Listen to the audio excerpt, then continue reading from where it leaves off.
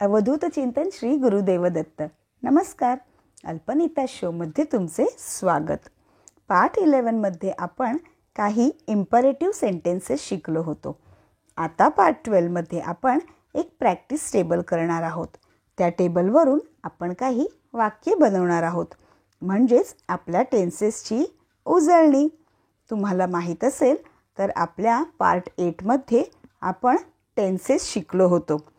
एक विनंती आहे, ज्या कोणी अजून आपला पार्ट 8 टेन्सेस बघितला नसेल तर त्यांनी आधी पार्ट 8 टेन्सेस बघावा आणि नंतर हा आपला पार्ट 12 बघावा. म्हणजे तुमची छान उजळणी होईल.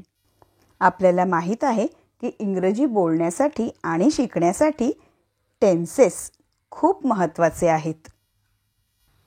टेन्सेसनुसार जर आपण हेल्पिंग वर्ब्स आणि मेन वर्ब्स वापरले की इंग्रजी आलीच.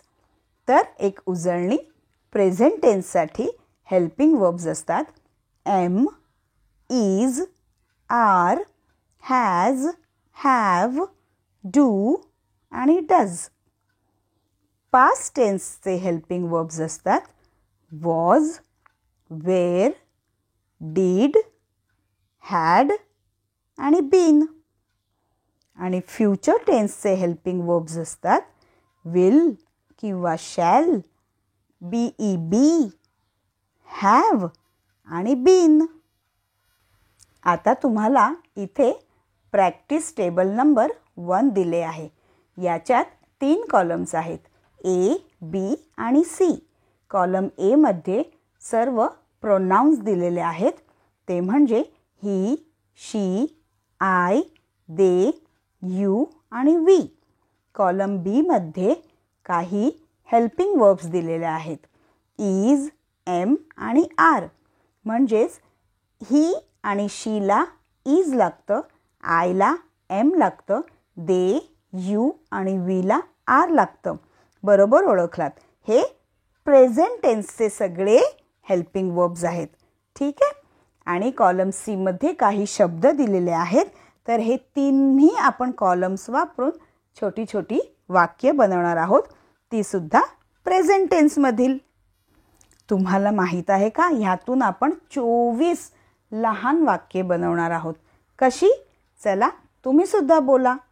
ठीक आहे, सुरुवात करूयात आपण एकत्र. He is rich, he is sorry, he is tired, he is ready. इंग्रजी बोलताना त्यातले शब्दांमधले भाव हे नीट समजून त्यानुसार वाक्य बोलावीत. चला आता शी वापरूयात.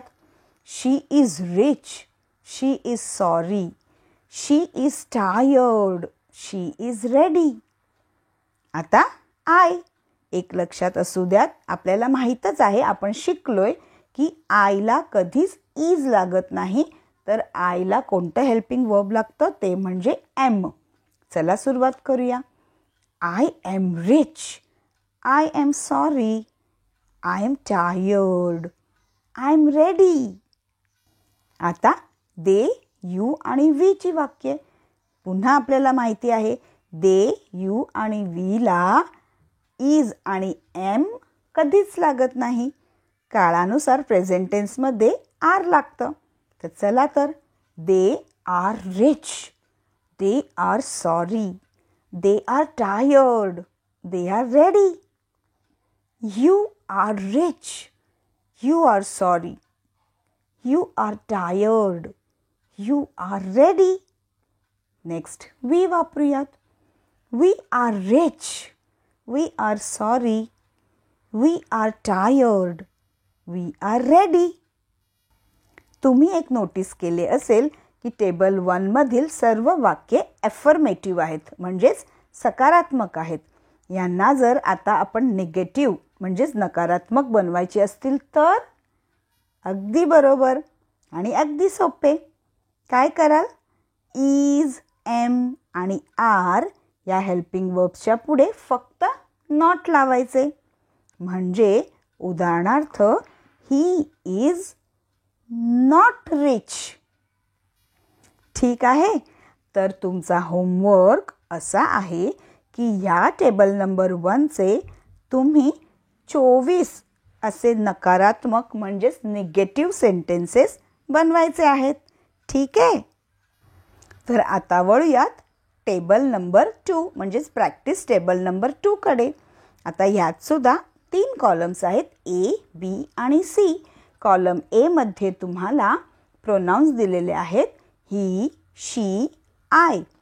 त्यांना आपण हेल्पिंग वर्ब वॉज वापरायचे आहे.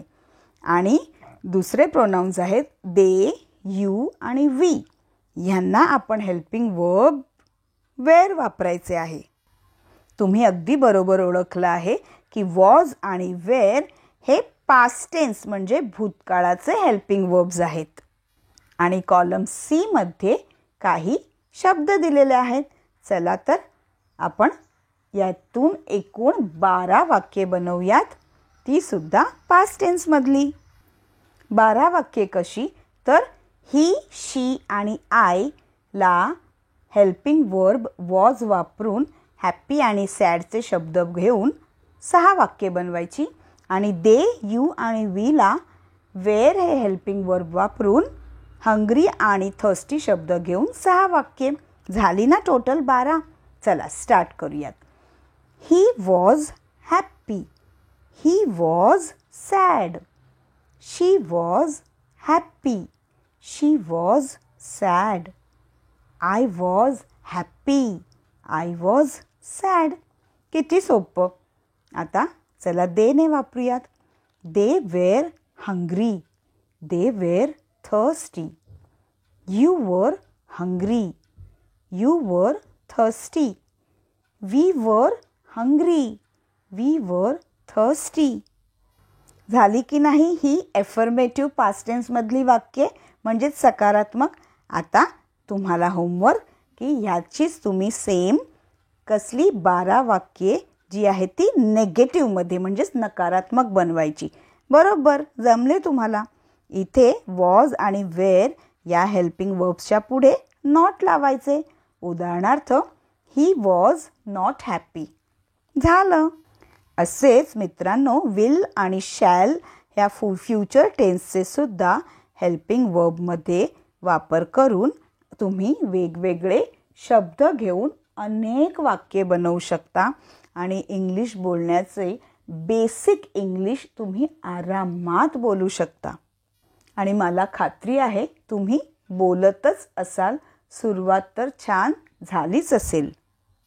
आज तुम्ही म्हणाल होमवर्क खूप दिला आहे, पण होमवर्क तर हवाच. कारण जर आपल्याला इंग्लिश बोलायला आणि शिकायचे असेल, इंग्लिश बोलणे शिकायचे असेल किंवा इंग्रजी वाचायला वगैरे शिकायचं असेल तर या प्रॅक्टिसची खूपच गरज आहे. मी तुम्हाला आधीसुद्धा सांगितले होते की इंग्रजी शिकण्यासाठी कंपल्सरी तुम्हाला 5-5 लाईन्स तर कोणत्याही पुस्तकातली किंवा न्यूजपेपरमधली डेली तुम्ही वाचलेच पाहिजेत. तर तुमची व्होकॅब्युलरी शब्दकोश तुमचा वाढेल आणि त्यानुसार तुम्ही इंग्लिश बोलायला आणि वाचायला आणि लिहायला सुद्धा नक्की शिकाल. हल्ली तर इंग्रजी लिहिता आणि वाचता सगळ्यांनाच येतं. फक्त बोलायला थोडी लाज वाटते, ते सुद्धा काही जणांना. पण आता मला नक्की खात्री आहे की हे आपले इंग्रजी बोलण्याचे 30 पाठ जेव्हा संपतील तेव्हा तुम्ही 100% इंग्रजी बिनधास्तपणे बोलू शकाल.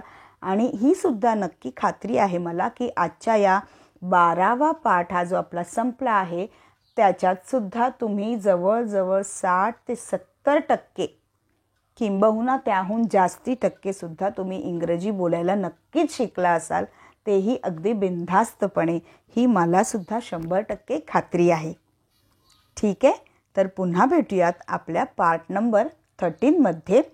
तेव्हा जाण्याआधी आपल्या व्हिडिओला लाईक करा, शेअर करा आणि सबस्क्राईब देखील करा आणि बेल आयकनला सुद्धा नक्की प्रेस करा म्हणजे येणाऱ्या व्हिडिओचे नोटिफिकेशन तुम्हाला नक्की मिळेल. तर पुन्हा भेटूयात पार्ट नंबर 13 मध्ये. धन्यवाद.